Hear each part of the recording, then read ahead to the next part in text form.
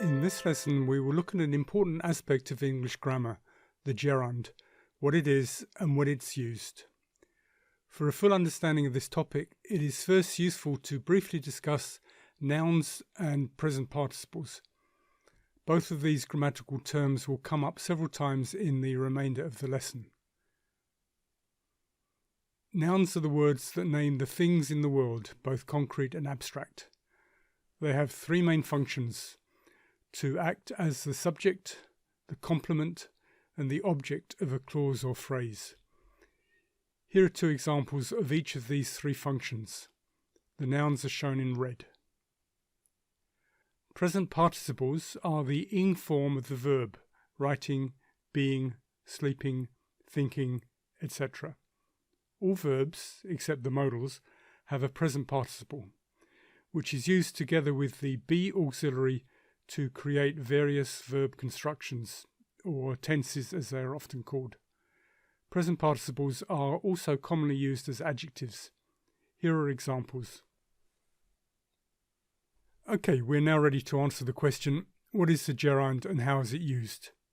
The gerund is the present participle of a verb that functions as a noun. It is used in all the places in a clause that can be occupied by a noun phrase.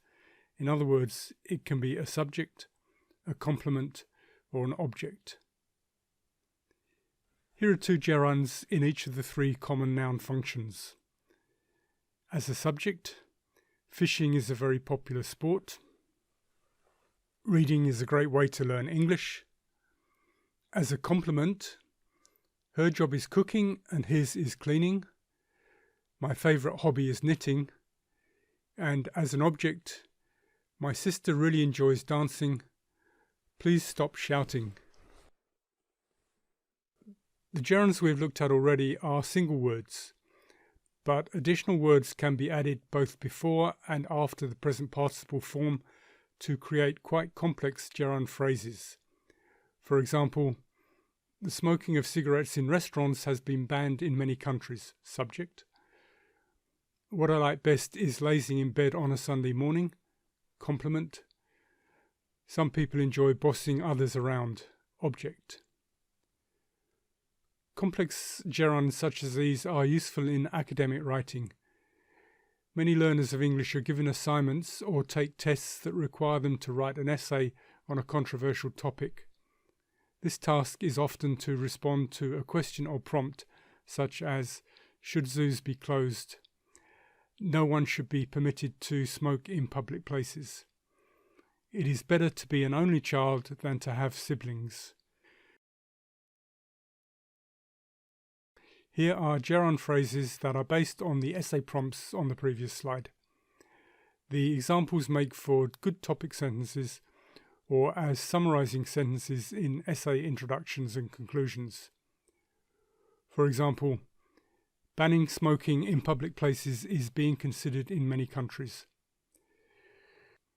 Note that banning and smoking are gerunds, but being considered is a present continuous passive, not a gerund. Quiz page. Pause the video if you want to review the questions and answers before continuing.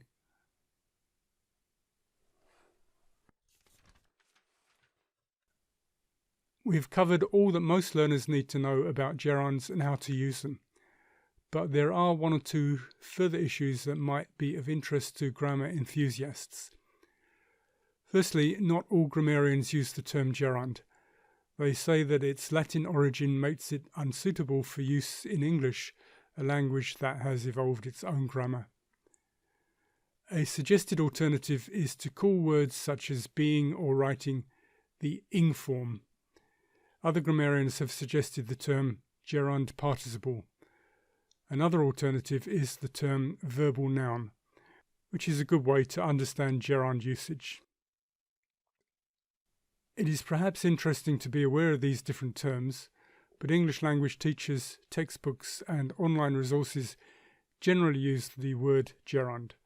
So if you are doing your own research on the topic, this is the word you should use. Secondly, there is a great deal of inconclusive discussion on English Q&A sites on how to categorize the words ending in ing in the great variety of sentences that can contain them. An example from above is shouting. Please stop shouting. Is it a noun, i.e. a gerund, or a verb?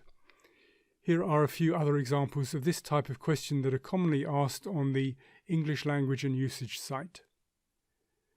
I will add a further example of my own and ask you to decide how you would categorize cutting in the sentence, my cutting spaghetti with a knife annoys the whole family. Is cutting a verb, a noun, or an adjective? Well, cutting is preceded by a possessive pronoun, my, which is a typical characteristic of a noun, but cutting is followed by an object, spaghetti, which is a typical characteristic of a verb. So you can decide for yourself. All I'm prepared to state with confidence is that cutting is not an adjective in this context. It is interesting for grammar lovers to follow the discussions on how to categorize an ing word in any given sentence.